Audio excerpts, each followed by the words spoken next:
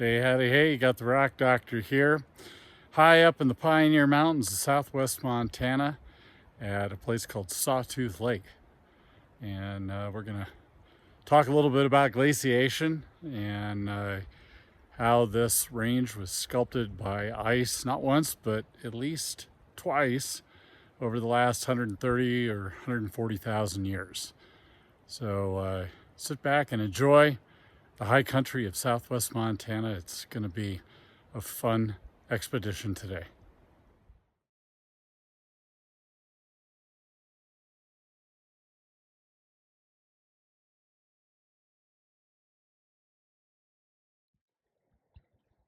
The spectacular Pioneer Mountain Range is composed primarily of granodiorite, intruded during Cretaceous time into the fold and thrust belt, and the Farallon plate was subducting underneath the North American continent, and it was generating magmas that intruded into the fold and thrust belt, and they're exposed today because the area is extending and the basin and range topography that is formed has raised this area, and the overlying rock has been stripped away, exposing the granodiorite that was intruded at depth in Cretaceous time.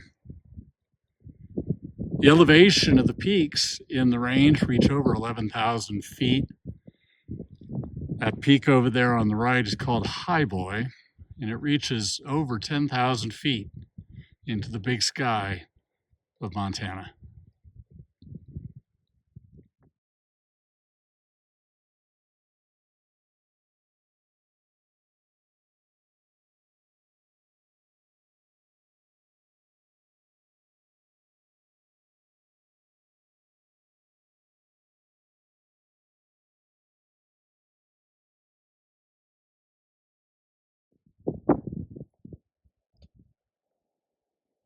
When you look closely at the rock, you can see that it's a crystalline rock, and the crystals are large enough. I can see them with the unaided eye, and that indicates that they formed slowly below the surface, crystallizing the crystal large enough for us to see. The light-colored crystals that you see are mostly quartz and feldspar, and the dark crystals are biotite mica and amphibole, a rock called granodiorite.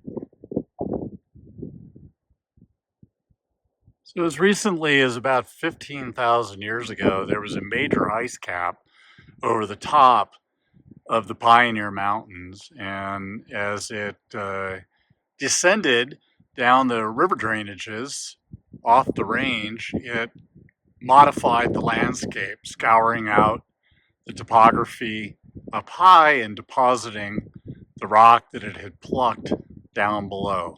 Let's take a look at those features.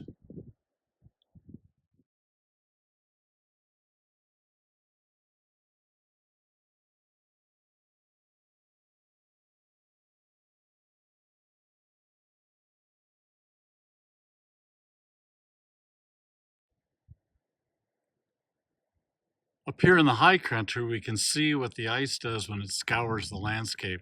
That peak over there on the right is a glacial horn, where ice descended on 4 different sides, creating that pointy peak. On the left, the ice descended on 2 sides of a ridge, leaving behind a knife-shaped ridge called an arête.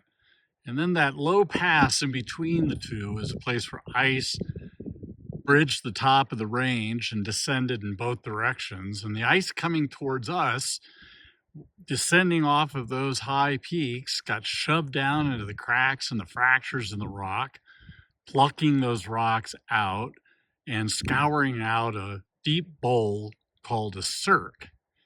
And that depression later filled with water, forming Sawtooth Lake, which is a glacial tarn. And in part, the lake formed because as ice retreated some 12,000 years ago, it left behind a pile of rock called a moraine that dammed up the cirque and allowed water to accumulate behind it, forming Sawtooth Lake.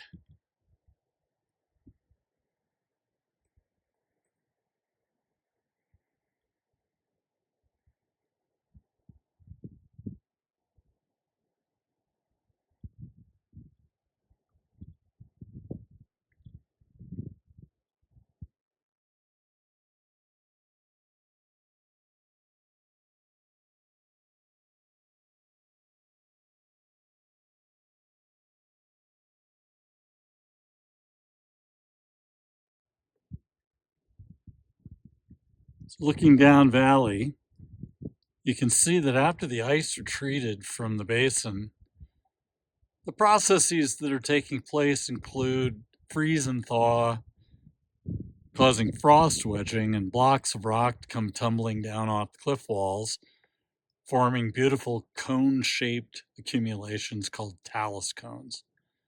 And those talus cones are important because they're the home for pika, an animal that's not doing real well as climate is changing. And when you go over there into those rocks and you listen carefully, they will squeak at you.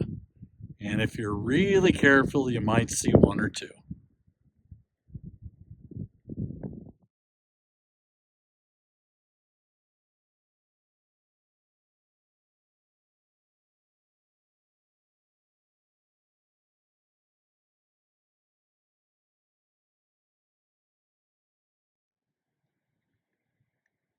Notice where the inlet creek comes in to the lake, it meanders, forms sinuous loops.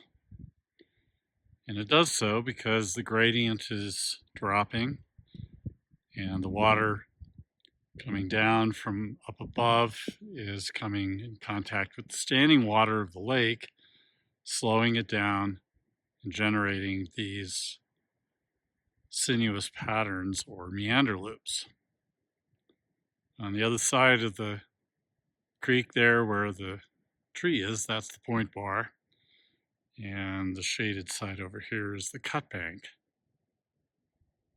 The stream bottom itself is made up of little particles of broken down granodiorite. It's called granitic crusts. And that makes for a wonderful habitat for fish to spawn, to dig a red, a hole in the bottom of the stream with their tail that they will then deposit and fertilize the eggs.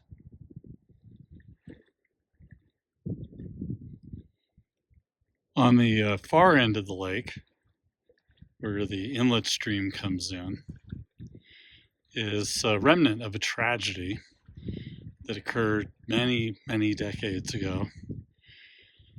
As the story goes, the Forest Service had a contractor out spraying trees for a beetle infestation, and that contractor didn't make it and crashed here at Sawtooth Lake.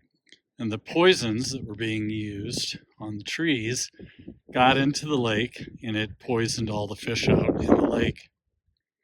So a decision was made to transplant golden trout in Sawtooth Lake. And when I first came here in the summer of 1986, during the field camp for the University of Montana, I was brought here by Dr. Bob Weidman, and he showed me the golden trout paired up in the inlet stream as they were mating.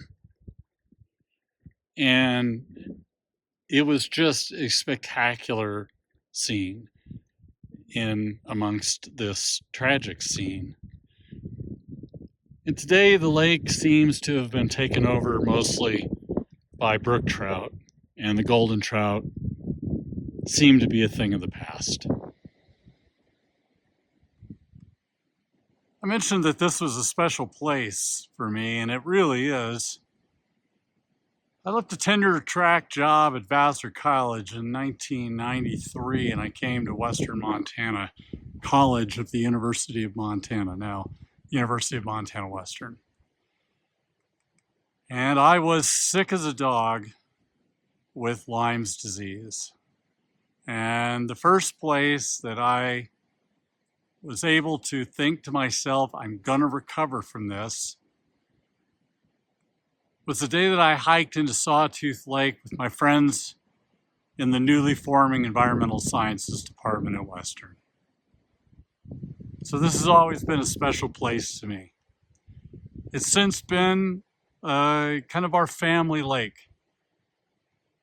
Since my oldest daughter, Abby, was young enough to be in the backpack, to this day, we will still as a family come up to Sawtooth Lake.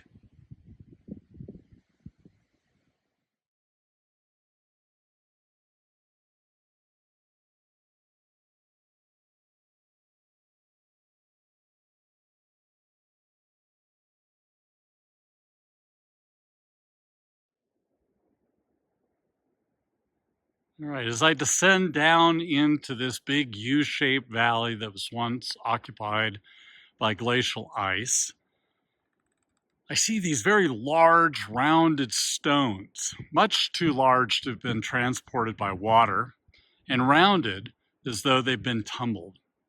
So what went on here? Well, these are glacial till boulders. They were transported by the ice.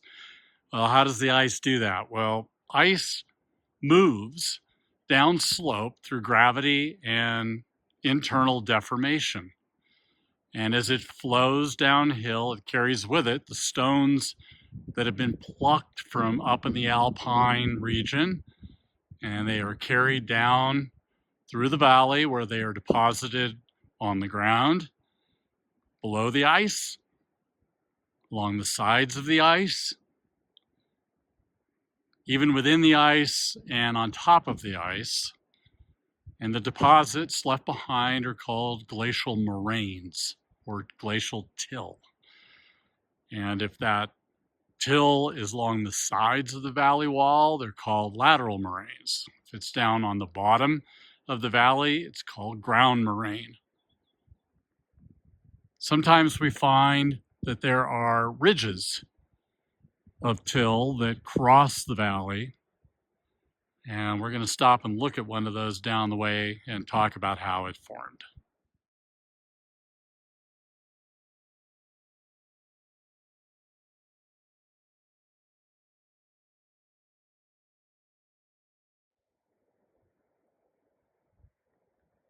As I descend the valley, like the ice once did, what do I spy with my little eye but a ridge of glacially deposited boulders, glacial till, forming a ridge right across the valley. This is a recessional moraine. It formed as the ice retreated. Well, what does that mean? Well, it means that as the ice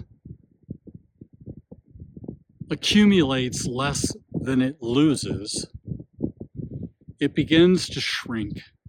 And as it shrinks, it gets smaller and smaller, and it retreats upslope. It is always internally flowing downslope, but the position of the front of the ice retreats.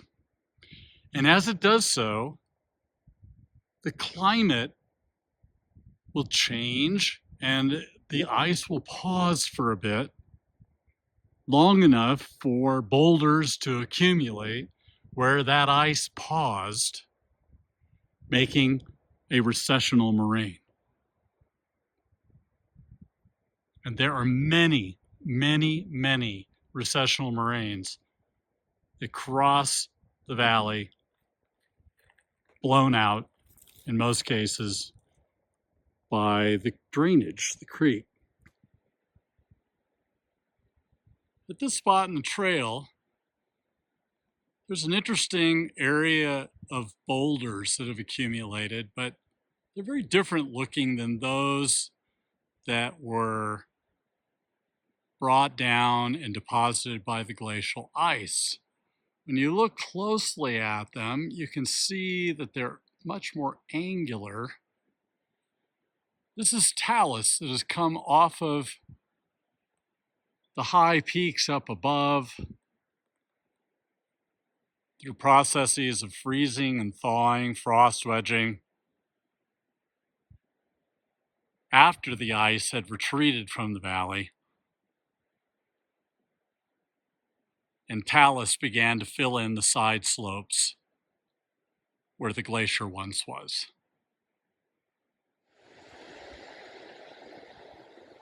This accumulation of rock in the foreground has always perplexed me. It looks like a lateral moraine deposited by the ice as it advanced down the drainage. But when you look closely at those boulders, they're distinctly angular, unlike most of the glacial till in the valley. And so they look more like talus than they do glacially transported and deposited till. But I don't know. Always good to have some things remaining to figure out.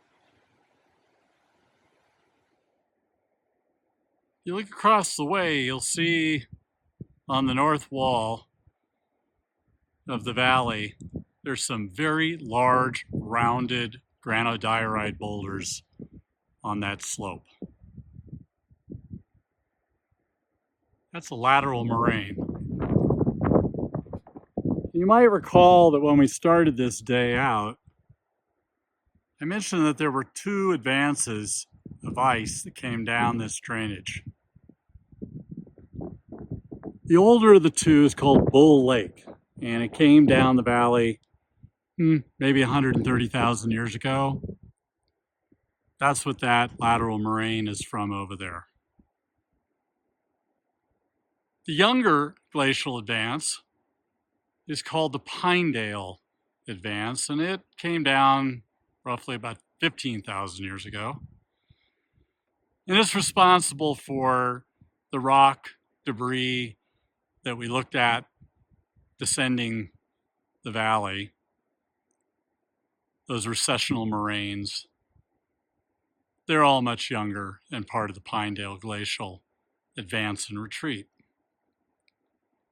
All right, so what causes the ice to advance and retreat? Well, it's a function of the position of the Earth with respect to the sun. Orbital variations will cause the Earth to be further away from sun, and when it is further away, ice advances. There's less vegetation, less carbon available in the atmosphere. It gets colder. During interglacial periods, the orbital variations place the Earth closer to the sun. There's more vegetation, there's more carbon in the atmosphere, and the ice retreats. Interglacial periods. Today, that cyclical process has been given a steroid shot by human beings burning fossil fuels and putting levels of carbon dioxide in the atmosphere and other greenhouse gases that have never been seen before, going back even millions and millions of years. But that is a story for another day.